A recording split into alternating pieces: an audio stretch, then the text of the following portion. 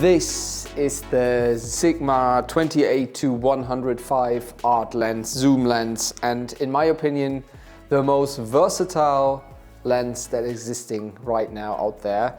I brought it for myself. I've used it now for over 2 months and it has not really left my camera since then. My experience and my thoughts about this lens, that's what I would like to talk with you about in this video. First of all, maybe it's important to mention that I always have been that 24-70mm lens guy. I love 24-70mm. I'm filming right now with a 24-70mm G Master 2 lens, and I love that focal length 24-70 because I think that's the most versatile lens you can get. I like primary lenses. I love 35mm, but I think if you have different jobs, if you have event jobs, if you shoot campaigns, if you want to get a few details, if you want to get a little bit wider shots, this 24-70mm is the main lens to go to.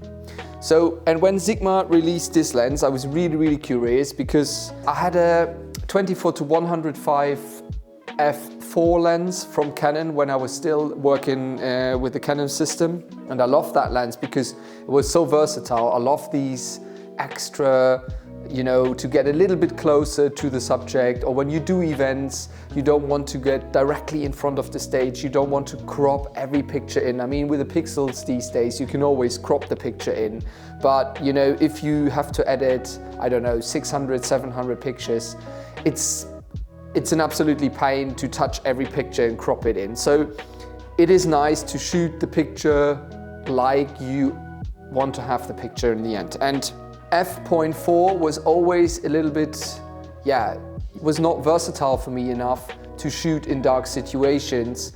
f.4 didn't have the nice bokeh that I wanted. It was just not wide enough. And when they released this lens, I was really curious. And so I thought, okay, give it a try.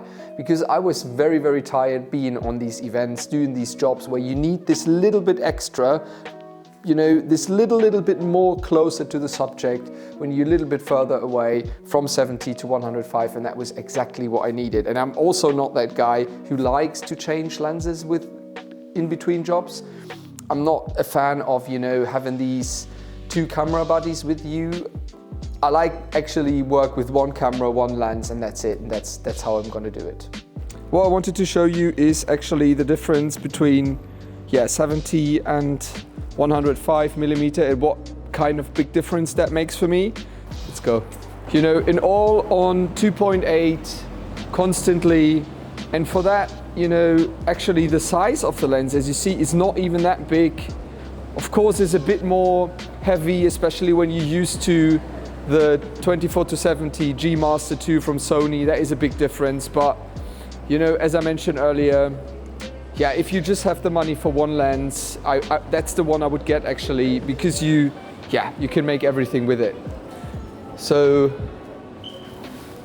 this is 50, 70, there we go, and 105. And that is the difference that you get.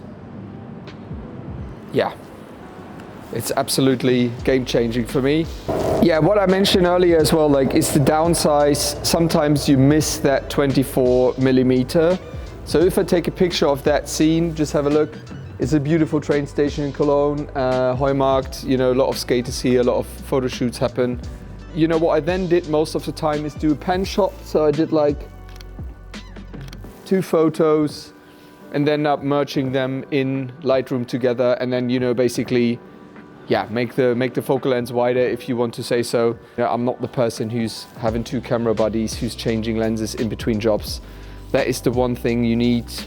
Another battery, another SD card, and you're good to go for the day. That's brilliant, We do one last focal length comparison. I'm gonna take a picture of this sign, Heumarkt here, and we will start again with 28mm. Then we go to 35, 50, 70, and then the difference 105. And that's basically what it made for me. Again, it hasn't really left my camera since. This is my new main go-to everyday lens, and Perfect. What's really interesting for me is that this is also 82 millimeters. I have a lot of filters, ND filters for filming, Tiffin Pro Mist filters for photography and filming as well. So all the filters that I already have in my repertoire, you know, they all are 82 millimeters. So that was, yeah, a good thing for me. I think I even like the look of this lens a little bit more than I like the G Master 2 from Sony. For some reason, I think the colors are a little bit more vibrant. It looks a little bit more crisp. I can't really explain it. I mean, maybe it's also depends on the situation, in which kind of light you shoot in and what's going on. But, you know, for me, the pictures that I did with this lens already, you know, made me really happy. And yeah, I was really satisfied with it. Downgrade, definitely. Massive downgrade is the weight. But I mean, what you want to expect, you have this extra, you know, focal length. You have this zoom more, and the lens actually weighs exactly under 1 kilogram, and I think that's impressive that they managed to keep it or it's exactly 1 kilogram. If I compare it with the G Master 24-70, that's no comparison. The G Master 24-70, the G Master 2, which I have on the camera right now, is I think something between 600 and 700 gram, and you know, that makes a big difference. If you're on an event the whole day, it makes a really, really big difference. The camera is much lighter with it, especially for filming, when you hold the camera like, you know, straight and doing these shots like away from your body and pull it back. Then I have to say the weight, yeah, is a little bit of a downside, but in other words, you know, I think I get a bit more out of this lens than I only get out from a 24-70. Price-wise, this is definitely cheaper than a G Master 2 lens. Maybe in the quality of its build, I would say it's quite equal. Yes, it weighs a bit more. Yes, eventually the autofocus is milliseconds slower. I don't know, I've not really did these kinds of tests, but I've not experienced something significantly, you know, worse. But if you're starting photography and you look for that one lens where you can do basically every job with, that's the one I would recommend for you. All right, enough tech talk, enough praising this lens. Yeah, as I said, I'm really happy with this one, and I can, from my personal perspective, without being too techy, definitely recommend it. And yeah, I would love to show you some pictures I did with it, and in the end, I would like to also show you a little reel I did with that, and so you can get a feel. For me, there is not that much of a difference. If I had to choose one, I would even say I like the look of the Sigma lens a little bit more than I like it from the Sony lens. And before, you know, buying this lens, I would never thought that this is actually the case. I was actually surprised myself, but yeah, it is what it is. And you know, I think this is the perfect lens to do it all and not to leave your camera buddy. So there we go. See you in the end of the video.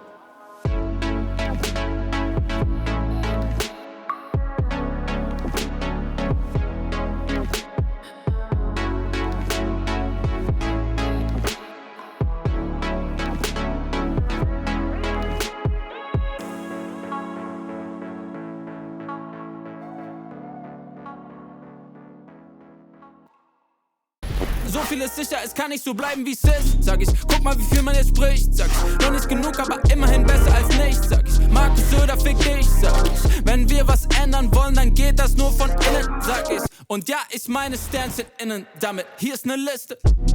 Tino Kropala muss weg. AfD allesamt weg. Lieder wie Leila muss hier und dann Ballermann hier und dann Ballermann weg. 218 muss weg. Viel mehr als wir dachten muss weg. Am besten jetzt radikal weg. Es kann nicht bleiben, wie es war.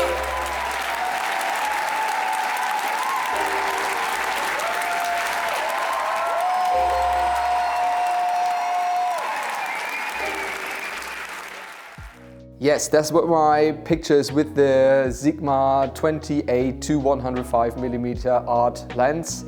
And yeah, as I mentioned, I'm really happy with it, and yeah, I'm happy I bought it. So if you want to get your foot in photography and you're looking for that one lens that you can use for every occasion, that's the one I would recommend.